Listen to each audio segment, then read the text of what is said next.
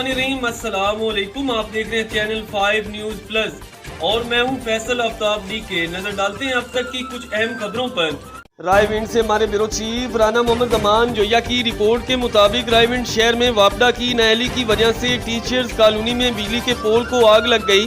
150 के करीब मीटर जलकर खाकस्तर हो गए, जबकि अहले इलाका का कहना है वापडा का पोल गिरे तो 2 माह गुजर गए हैं और रायविंड वापडा दफ्तर में मुख्तलिफ बार कंप्लेंट भी की गई, लेकिन इस पर अमल नहीं किया गया। टीचर्स कॉलोनी के इलाका मकीनों का एहतजाज जारी, अवाम का आला हकाम से मुतालबा, रायविंड इंतजामिया इस मसले का फौरी नोटिस लेकर इसका हल करे।